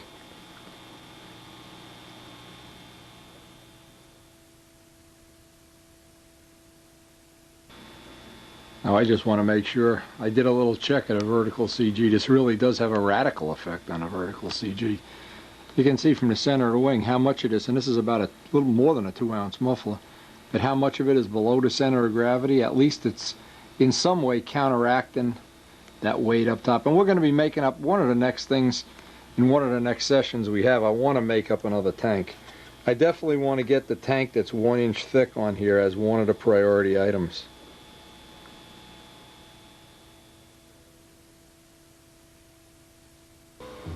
Now, today I wanted to try a little variation of the Brodak tank mount, and here's what I had in mind. I don't know if this is going to work. I wanted to test Peter Michael's stuff. Anyway, this gives me a chance to test 2 or 3 things while I'm waiting for Woody to make what should be the final tank on the plane. This is material, by the way. Ed Gallagher had sent this. This is fiberglass on both sides, and it's pressed onto a cross-grain balsa. And this is extremely strong and weighs not a whole lot more than the balsa. It's cross grain. You can see what they do. They make it in blocks, so it's all end grain. I see what I did. I laid out first a piece the size of the tank with tape and cut it on the Dremel saw. The first thing I did was I looked at trying to make it out of Nomex. This is Nomex. I made up one out of Nomex, and what happened, because the end is so soft, it wasn't an appropriate choice. Even though this is probably a little stronger, you can use carbon fiber on both sides, laminated into a Nomex core. It wasn't really as good a choice as the end grain balsa. And what you find out a lot of times is when you try to go to these high-tech materials that you're better off using balsa. An awful lot of times, balsa winds up being the more appropriate choice, and in this case, this was one of them. So what I did, I took the tab off. The tab was pretty well adjusted from the last day of flying, but again, I want it to be variable, and I want it to be infinitely variable, until we actually get the tank that we want to use on the plane, and we get it in final trim and the final spinner and prop and everything that's above the center of gravity. Anything you change above the center of gravity, this tab will obviously change. Now this is the material I got from Peter Michael, and what I wanted to try, I wanted to make a little gasket so that the tank itself would be insulated from the fuselage with a little gasket of this automotive material. And what I did is I mixed some yellow dye with the epoxy, glued the tank right to the piece of end grain balsa, made myself a little slot, kind of a takeoff on the Brodak system, and took some real big fender washers because I want to spread the bolt load out. I don't want to have just a pinhead. Now, what's happened with this, in the last couple of flights I was trying, what I tried to do is I just wedged in some pieces of scrap wood in there to try to keep this from maybe shifting or moving or vibrating or whatever. This seemed to help, not really a lot, so this is why I want to, and I really wanted to, try another tank. So what this will give me is, ultimately, this will be a backup tank. And what it is, this is a crushed tank. I can't sell this one of the ones that came in damaged. So it's a good test tank, and what will happen is then I can keep this tank for the backup tank, just in case we have a problem at the field, or we want to switch this tank, or somebody else wants to borrow it. We'll already have the bolts and screws and the little copper mounts right in position. And by the way, this works really well, being able to adjust the tank up and down. But the final result was, what I didn't like is when the tank is not a 1-inch tank, it's so far above here that on some of the maneuvers the motor almost shuts off. It really, to me, is not my first choice as far as a tank goes. And I wanted to test this muffler. Randy is busy Randy Holcroft's busy making one, but I won't have that this week. So I want to be able to test a lot of this hardware. And this will give me one additional tank. I'll mount it the same way as I did the other one. It'll just give me more and more things to test and try. I ordered some more there's President Nixon. President Nixon from BY&O Props.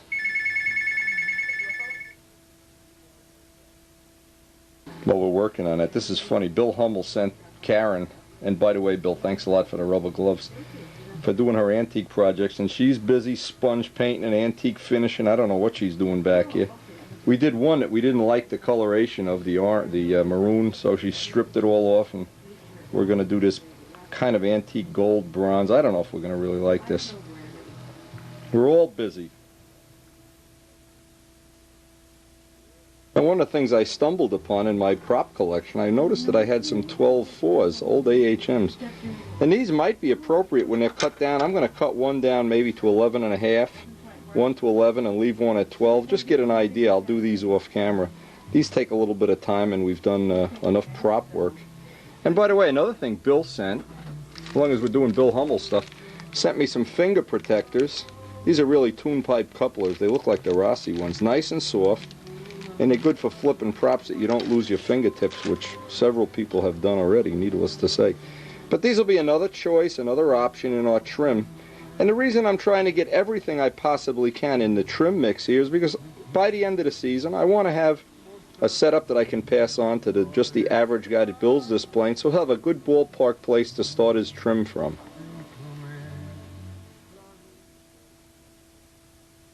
You put the copper on there, right? The bronze? It's called autumn gold.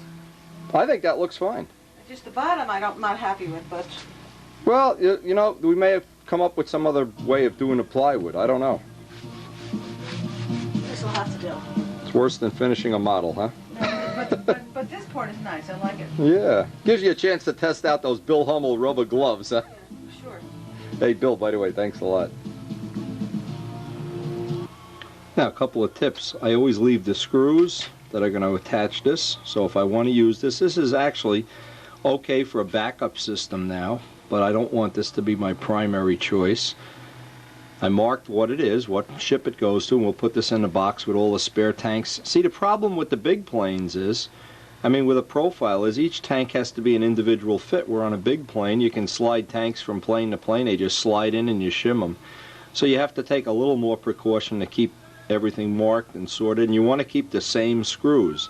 Now also another thing I can try is this tank with that cork gasket behind it. That may be worth trying, but if I did that, I'd have to make longer screws. And always store a tank full of fuel, or at least have some fuel in it.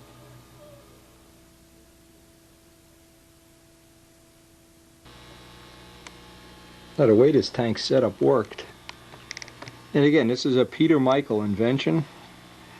He promised me it would work. If he doesn't, hey, tank is really nice and solid, but again, I don't know. This is the kind of thing when you do an experiment, what you really know at the end of the experiment, you know first-hand information, not what somebody's trying to tell you or sell you or whatever. So this will be a nice combination. Now I want to try with this muffler. This will change the vertical CG, of course. The tank should give me a little bit better motor run. I have the option of taking the air filter on and off to get mileage, less mileage, more mileage. And when I get the real tank, the good tank from Woody, one of the things I'll have the choice of, I'll try to make a bracket that uses the same holes, or I'll only have to put one hole, hopefully, since I can use the same one in the front. Now I ran into a very interesting little trick. What I was doing when I made this epoxy up, I put a little bit of yellow dye in the epoxy, and I thought, oh, okay, I'll just paint that right on there. It leaves a nice finish. So I ran around the plane, and there was 4 or 5 little touch-up spots that I did, and you could just take a little Q-tip or whatever, or tip of a brush, and touch up any spot where there's raw wood showing, or in one case there was a part on a wheel pant. One of the things on a wheel pant. It isn't a perfect repair, but it certainly is better than no repair at all. Another thing, whenever I work on a model, this thing really rolls nice and easy now. I have these little chucks. I don't know if I've shown these on. You can see how long ago these were. Back to Tsunami days. Piece of 1/4-inch balsa wood. Sometimes I'll put sandpaper on the bottom. And what that does, it just keeps the plane from rolling off the table when you have, like today, Karen was working on her craft project and walking by, every time I'd hear the lead outs go bing. Anyway, this gives us one more choice, and this is what I'm really looking for, is to really know firsthand about this motor, about the props. Later on in the week I'll get to do some more props, and hopefully this weekend we'll get some weather and we can get some more testing done. Here we are at world famous Kitty Hawk, North Carolina. Looks like we got a nice calm morning to do some testing. Now here's what you hate to see the minute you get to the field. You know, we didn't even get the lines rolled out yet. Look at this. Somebody crashed yesterday. Oh no, Mr. Bill. And a good 10 flight, top flight 10.6. Must have been on a Fox. Look at that. Now you can hear the frogs with their mating call and everything here, but basically the field is just about done with being underwater for the year. The water ends at the fence. We've got the lines out here. Here's what the conclusion is so far. I've got two, let's see, we got 2 runs on this. The stock muffler that comes with the motor, even though it balances out the vertical CG a lot closer, the problem is it makes the plane too nose heavy. Now if we anticipated using this heavy of a muffler, what we should have done, or what we could have done, is shorten the nose and use an extension unit. Obviously too late to do that, so what we're going to do is first thing go back to the tongue muffler. Now it's really pointless to shim the tank until you have the vertical CG right, because that wing is going to keep riding high or low based on where that muffler weight puts it. So another thing with the stock muffler, the mileage went to the moon. The thing was running almost 9 minutes. Now when you change mufflers and you have to change the needle set, in this case we had to go in on a needle. I know that this muffler now is more restrictive than the tongue. The tongue was making more raw horsepower, so being it's lighter, we're going to trade away the vertical CG and return to get that nice crisp motor run that we had with the tongue muffler. And we still need to test Randy's muffler. Now what I did as a test is a thing similar to what I do on the tongue mufflers for the 60s, is I tapped out some of the holes. In this case you can't tap them out on opposite sides, they have to be the opposite ones, or the screws touch in the middle. And what I can do, I can vary the restriction. Once I figure out exactly what restriction I want, I can make a muffler with that amount of holes, or I can just use the threaded holes to vary it right at the field. Typically on a hot day you want a little more power, you take a screw out. On a cold day you want to restrict the motor and keep the engine heat up, you put a screw in. So having this adjustment, this is Bill Mazzoni's little tongue muffler. You can get these right from Bill Mazzoni, I'm sure. But having, let's see, I know this is too many, but we're going to start by just capping 1 or 2 of the screws and see what effect it'll have on the needle set. This will be an interesting day. You can hear the birds up there. Boy, they are chirping and beeping and bopping and everything. So let me switch the muffler and get a couple more runs on this. Now, after a couple of runs here, a couple of the things that are significant so far is, because this is an ABC motor, you really have to let it cool down before a one-flip restart seems practical. That's one of the things that, well, it's not a big deal, but when I'm here alone like this, what I like to do is get flight after flight after flight. Also, I've shimmed this tank up again. It seems like the tank has to be significantly higher than the motor, and I mean significantly, to get anything like an equal motor run. Now, it's just an idiosyncrasy of the motor, and I'm sure as we go into more and more tank testing, and we will get it just right, but it's a little bit different than trimming out I have to use this overflow tube because of the way I have these vents. And this is not really going to be our permanent tank anyway, but it's just nice knowing that you have all this base data available right away. You don't have to wait, you know, for 100 flights before you get it.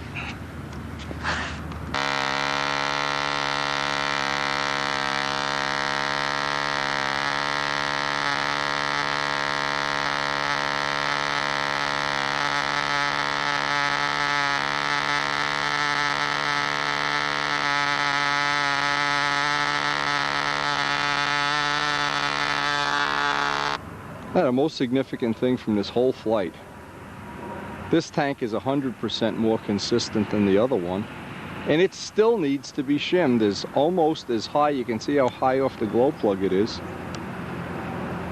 and I keep putting it up a little bit, down a little bit, trying to get it dialed right in, but it's really critical that the height of the tank.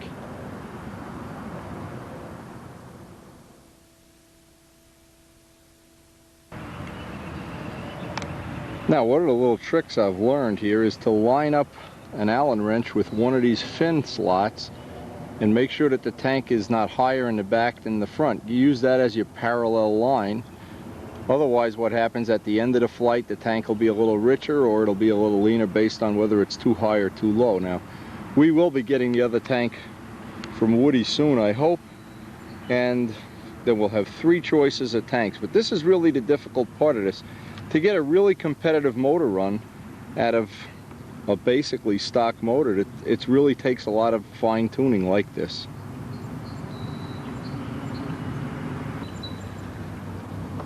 Now, even after another tank, this just gets endless. I'm trying to shim this the thickness of an IBM card and making sure that that's parallel. It just takes time.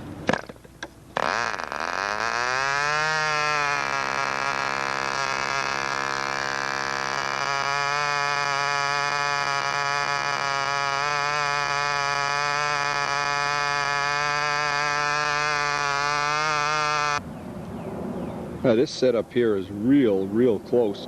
The only problem is I want to see if I can detune the power a little bit. I have an extra head gasket. I just put in an extra head gasket. I want to see what this does to the mileage and does to the extra power.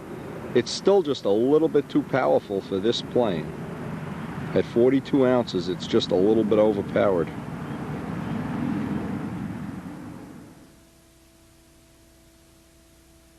Now, when I switch back and forth from this muffler to the tongue, even with a tongue with a couple extra screws in it to restrict it, I had to go in almost a full half turn on the needle, so it's telling me that this muffler is really in some way restricting the power, and it's more, the real killer is the nose weight. This plane really isn't happy having this extra nose weight in it.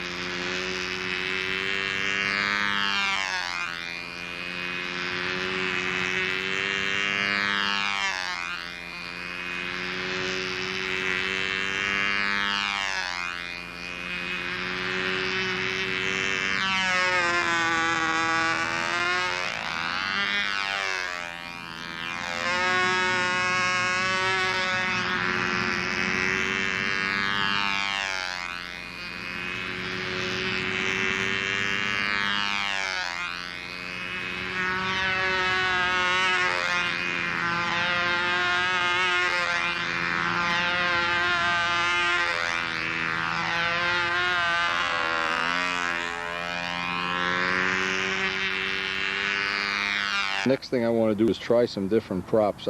That's about as close as I'm going to get the tank shim today.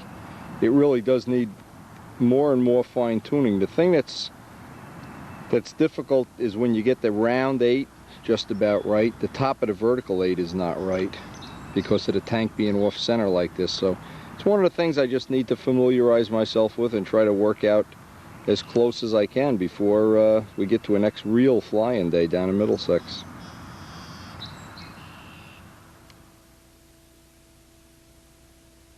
Now, if you weren't fussy and you were just looking to get the motor to pull a plane and you weren't interested in competing, none of this would be really important.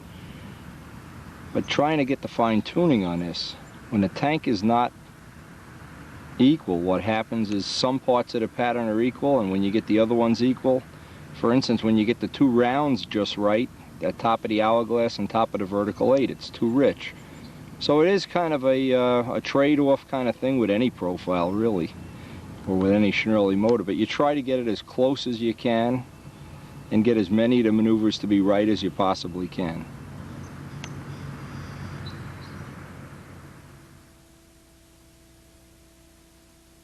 Now, one of the last things we'll have time to test here, I got 3 of these.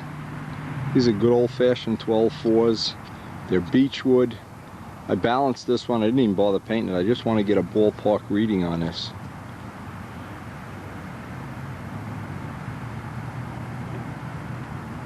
Now, so far the BY&O has proven to be the 11.5, the prop of choice.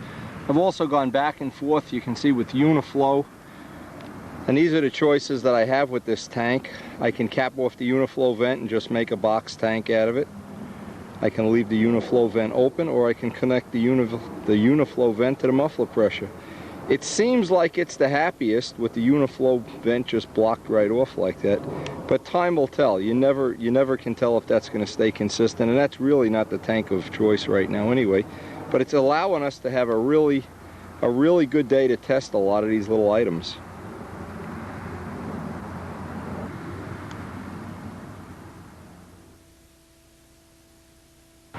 Now, after a couple of flights, it seems like with the extra head gasket in the motor, it's really not powerful enough to turn a full 12-inch prop. So what I'm going to do, rather than continue this, is just take these, trim maybe 1/4 of an inch off each blade, make 11.5s out of them. I know this is a little bit high on the motor load side, and I really don't want to take the extra gaskets out of the motor at this time.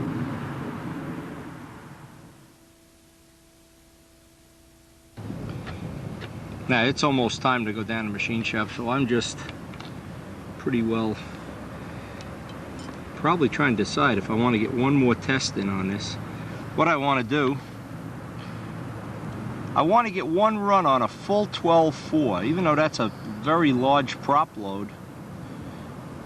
Also lets me look inside the motor and see how clean it's burning. Everything inside this motor looks whistle clean. About 2 gallons of fuel. Now, the reason I put this stuff on tape is not only for my own benefit, but so people can see there's 2 extra gaskets in here. People can see just about how much effort. In fact, the thick one that comes with the motor is probably about, I could look at that, probably 30 thousandths. I have to measure it. But what you always want to do, there was 5 gaskets in it, 5. The thickness of about 50 thousandths altogether. As you add head shims, you kill the 2-cycle power. The 2-cycle power is what gets minimized. And what we're trying to do with the 12.4 is just see if the motor is capable of turning it, or happy turning it is a better way. So I'll put the original one back in. And always, when you take a motor apart or put it back together, the trick is to do it like a clock, 12 o'clock, 6 o'clock. You don't want to tighten one screw up. You want to put one in just finger tight and go back and forth, back and forth. Now, the reason I repeat a lot of these basic things is a lot of people have not seen the whole series of tapes, have not seen some of the other tapes that deal with this. You always want to tighten it little by little by little by little. And what this will tell us, I'm pretty sure in my own mind, a 40 is really not going to be happy turning a full 12-inch prop, but one run or two runs certainly aren't going to hurt a motor. This is a really rock solid motor, I'll say that for it. And fooling with these tank shims, by the way, it's starting to look like this will be not as good of a way of mounting the tank as with the brass tabs. I can already see the epoxy is cracked, which probably is going to lead me to believe this would be good for a temporary fix at the field maybe, or something like that. But if possible, you'd want to get them soldered. Now Woody will solder them up when we get it back from him. And I think we're really just going to have time, my watch almost 12 o'clock. We're going to have time for one more run at best. But all the data gathered today, I'll try to sum it up when I get home. And I always have the tape to refer back to. That's the main thing. Oh, just another day of fun at the field. Anyway, this session is really going to get cut short because I have work to do, but maybe we'll get back here tomorrow and finish working on these props.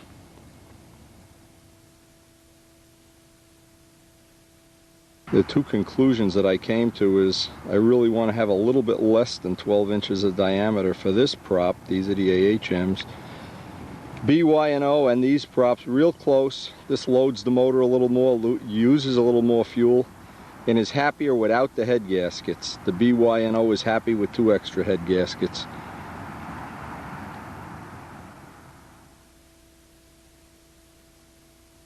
And as we leave the field, I try to make some little mental notes. I always have a little notepad up in the front of the Windstar, and on the way home try to make some notes of what I want to do on the next flying session, what's still left to test.